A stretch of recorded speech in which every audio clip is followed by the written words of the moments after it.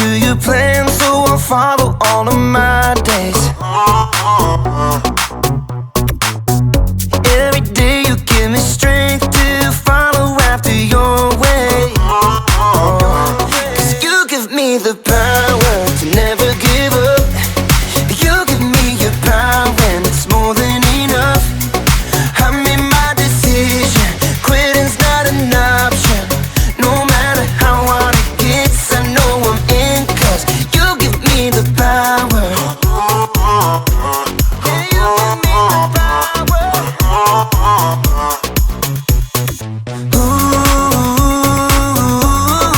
Ooh, now moving backward. Ooh, I'm moving forward. 'Cause you give me the power to never give up. You give me your power and it's more than enough. I made my decision, quitting's not an option. No matter how hard it gets, I know I'm in, 'cause you give me the power.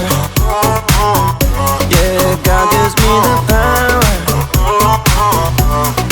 You give me the power.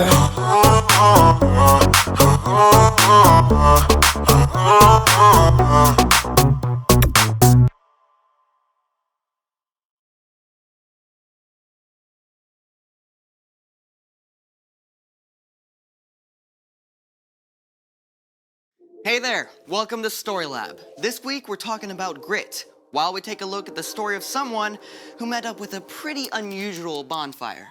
Oh, and don't miss this either.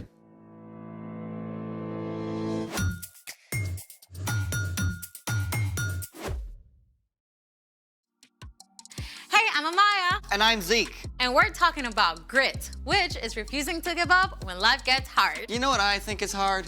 What? Not using your phone. I'm not using mine right now. You gonna get that? It could be important. Oh, it's from you. Well, cell phones can be good. Right. I mean, you might be watching us on a phone right now. Yeah. You have an invitation to play Farm Builder. Ooh. I don't have to look at my phone. You know what? Me neither. I can go longer than you without a phone. Oh, you're on. Let's do it!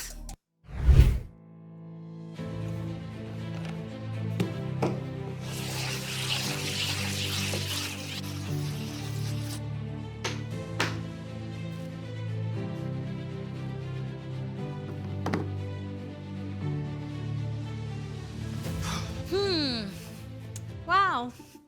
All this free time. Yeah, I know. You know, I could be learning Spanish right now. I actually got this really awesome app.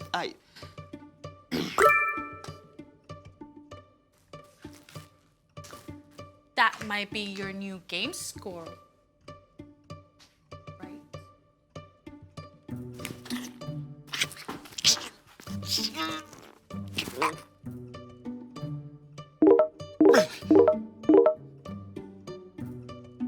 That sounds like a lot of new likes, doesn't it?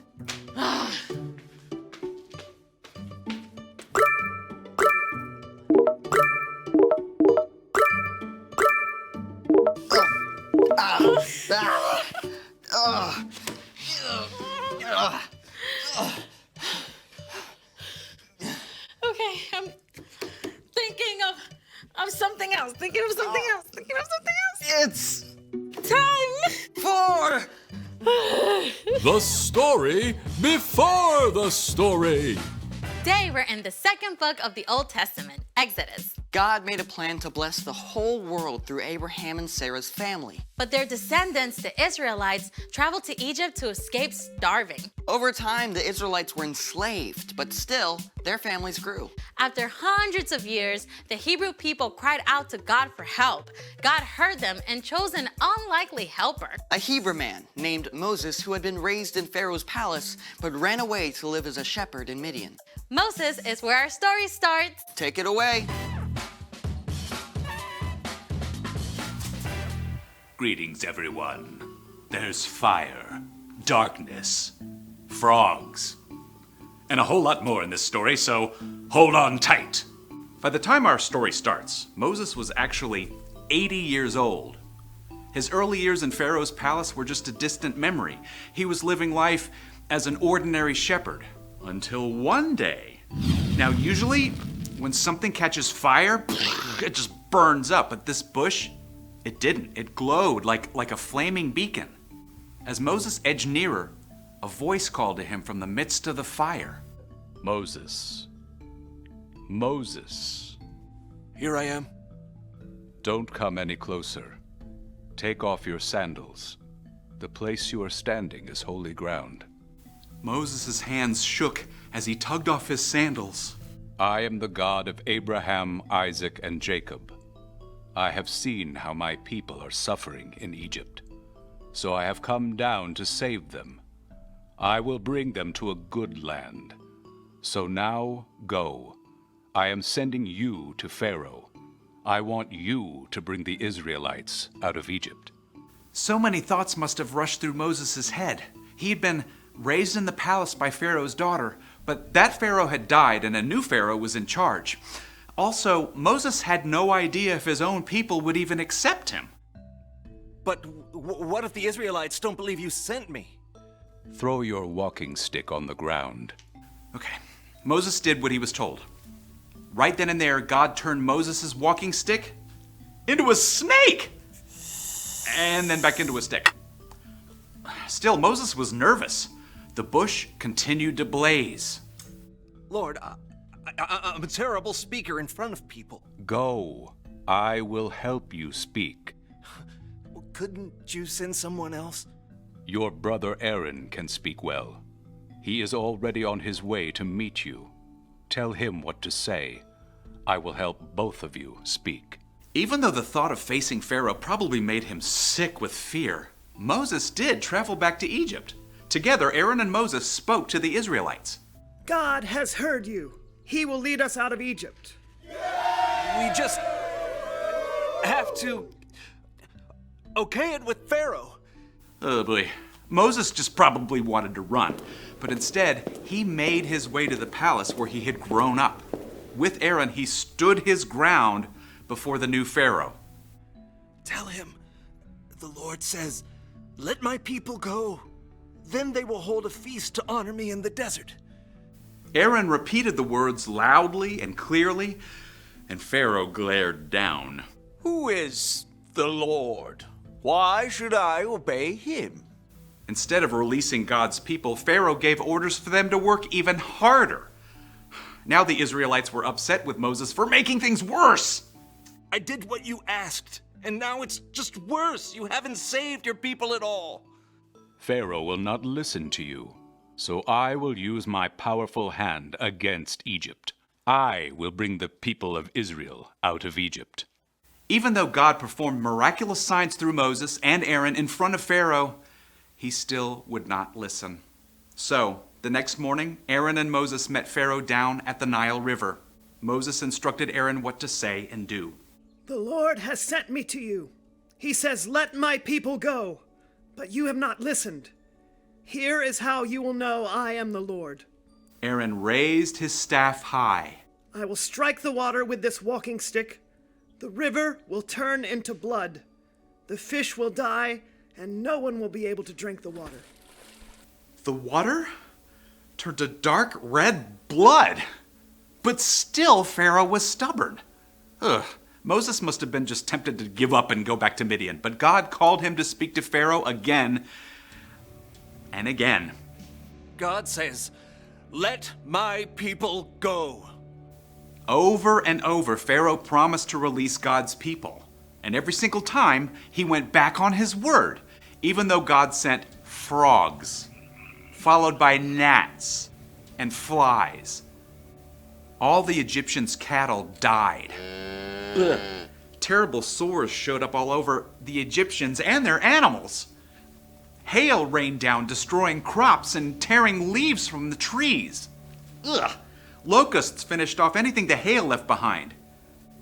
Then, deep darkness descended across the whole land for 3 days. And at last came the most awful plague of all, the oldest son of every Egyptian family, died. Only the Israelite families were saved by painting the blood of a lamb over their door frames, just as God had told them to do. When Pharaoh saw the terrible thing that had happened, he called Moses one last time. Get out of here, all of you. Just leave us alone. Go. Moses and Aaron gathered the people together. No time to bake your bread. Just bring the dough along. The Israelites packed up in the middle of the night and left as quickly as they could, leading their flocks and herds. After hundreds of years, God's people were finally free. After so long, I bet they wanted to give up. Yeah, but they didn't. They kept going. They kept calling out to God.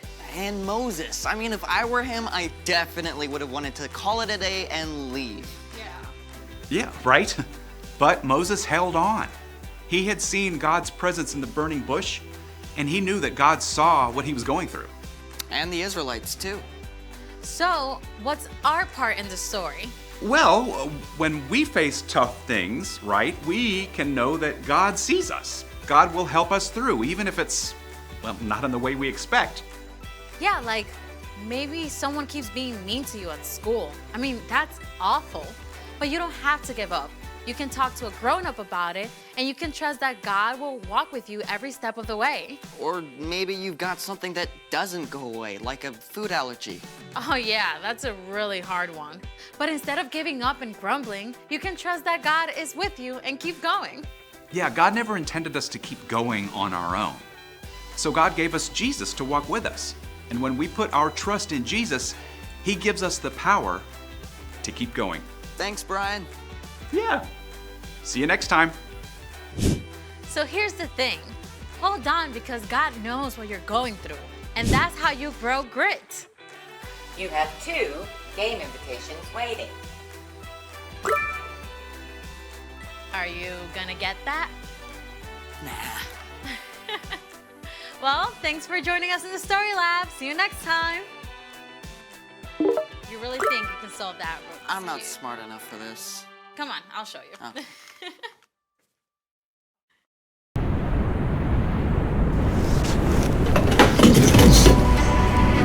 Oh.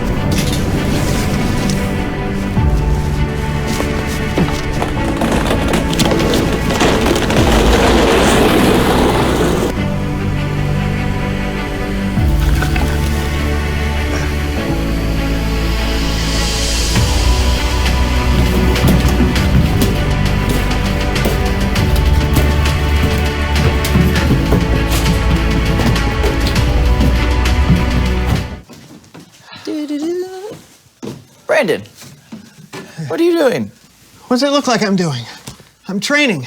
Training for what? For the stair contest. You said that we were going to be doing a stair contest today, so I was, training, climbing the stairs. Brandon, I said we were going to be doing a staring contest.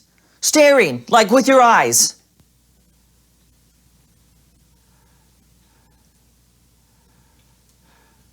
Yeah, that makes more sense.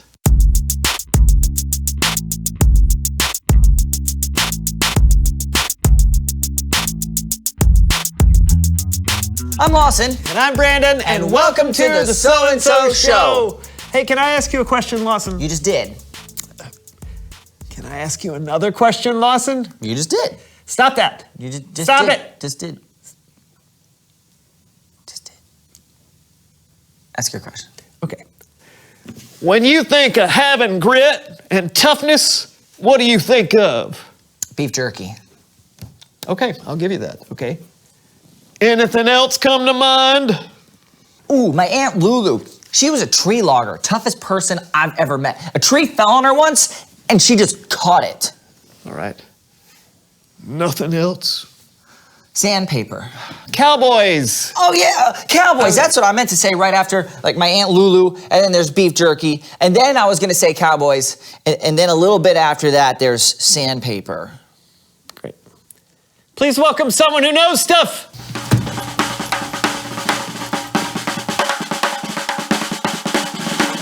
Well, hello, partner.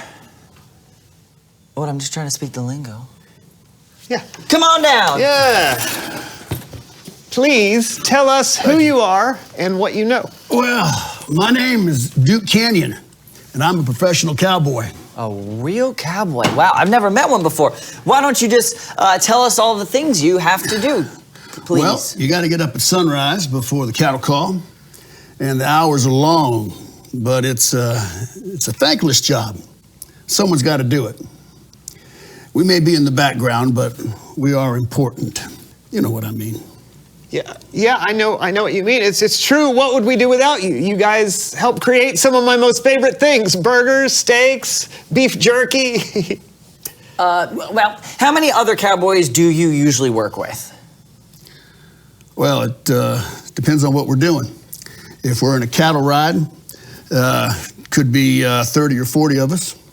If we're in a fight, might be 3 or 4 of us, or maybe 30. A fight? Yeah. Well, heck, we could be pushed off a cliff, pushed over a wagon, dragged through a river, or even dragged behind a horse. It's all part of the job.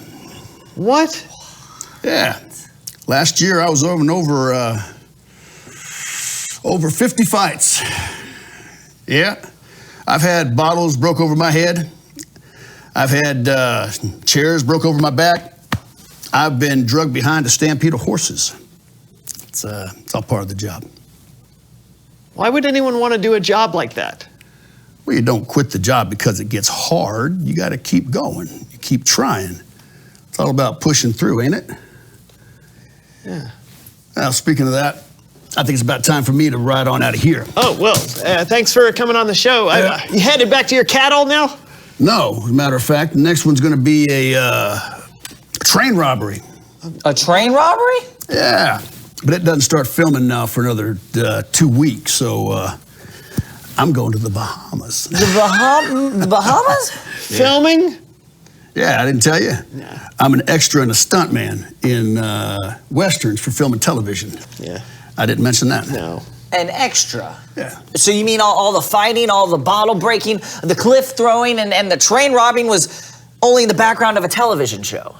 Only? Now, hold on a mo.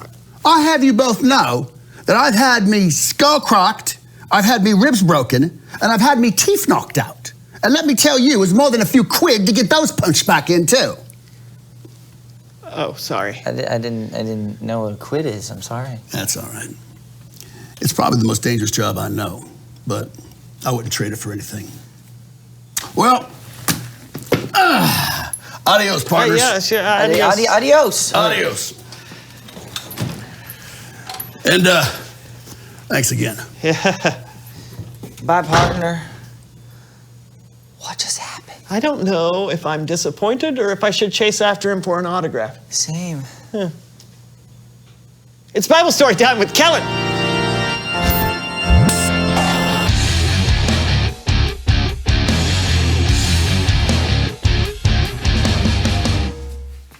Hey guys, listen, unfortunately something has come up and I can't be with you all today, but don't worry, everything's fine. And I don't want to leave you all high and dry. So I asked my good friend Cameron and he's going to take over for me today. All right? Take it away, Cameron. Hey guys, you know, I think I've seen that cowboy in a show or two. Really? I'd say that dude's got grit, no matter what his job is. No doubt. You got a Bible story for us? I do. It's about someone who I think has even more grit than a cowboy. Oh, and I'm gonna need your help for this story. No problem. It's time for Human Head Puppet Theater. Our story starts with Moses. Let my people go. No, we haven't gotten there yet. Oh. You shall not pass! We're not there yet either. Actually, we're not telling that part. Just hang on. All right, fine. Moses' people, the Israelites, were enslaved by the Egyptian king, Pharaoh. Moses had grown up in the Egyptian palace after being rescued by Pharaoh's daughter. Our story today starts when Moses was around 80 years old. He had long since left Egypt and was living way out in the middle of nowhere. One day, while Moses was out tending his flock of sheep, he came upon something unbelievable. Look! a bush! But this was no ordinary bush, because it was on fire and it wasn't burning up. It's on fire, and it isn't burning up! All of a sudden, a voice called to Moses from the fire. Moses, Moses, I am the God of Abraham, Isaac, and Jacob. I have seen my people suffer in Egypt, so I have come down to save them and bring them to a good land. Okay, God, that seems like a swell idea. See ya! I am sending you to Pharaoh to bring the Israelites out of Egypt. Whoa. Me? But what if no one believes that you sent me? Throw your staff on the ground. Right?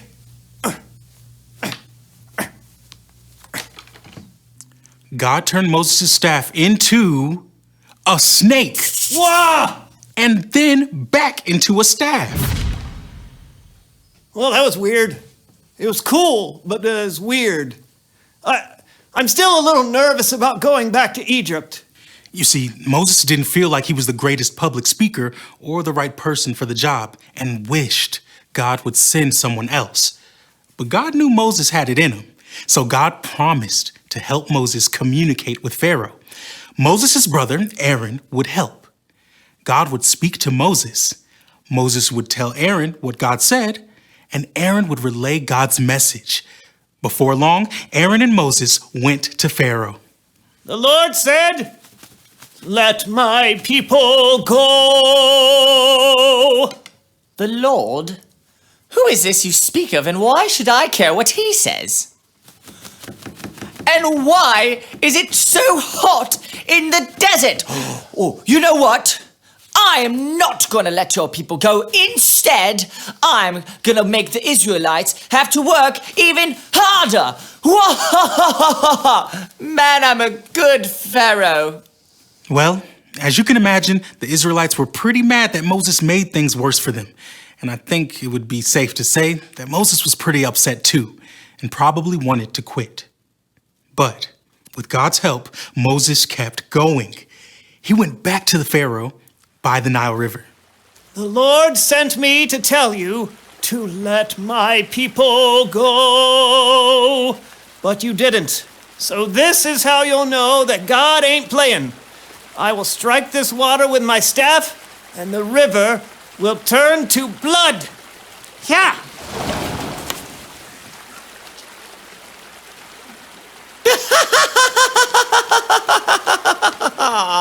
Nice try. Even David Copperstream could do that.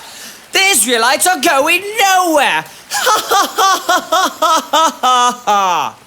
Pharaoh was stubborn, but Moses kept going. He went to Pharaoh again and again, and Pharaoh continued to deny the Israelites freedom. God is gonna send frogs. Frogs? No deal. I love frog legs. They taste like chicken. Now God's gonna send gnats and flies. Ah. Come on, you can do better than that. What do you think bug spray's for?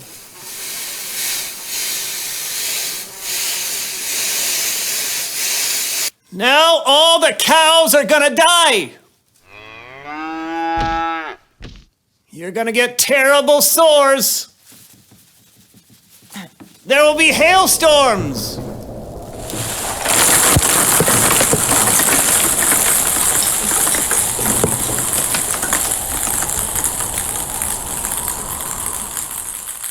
And locusts will eat all your crops. Okay, this is getting kind of serious now. Still no. Since Pharaoh couldn't be persuaded, a darkness fell across Egypt for 3 days. And then the last and worst plague of all. The oldest son of every Egyptian family died. Finally, Pharaoh could not deny the power of God. Get out. After hundreds of years, God's people were finally free. But that's not the end of the story. We'll get to that next time. Great story, Cameron. Yeah, thanks for your help. Anytime. Hey, you were right. Moses had a lot of grit. He did.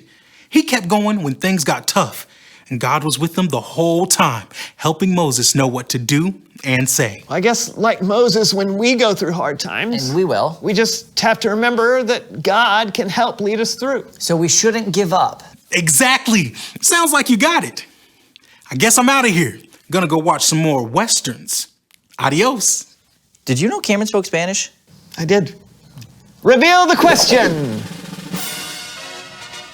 When have you been through a hard time? Wow, this could be a lot of things. You could be having a hard time at school with someone picking on you, or maybe someone close to you has died. Yeah, or maybe you're having to deal with the consequences of a choice you made that may not have been very wise.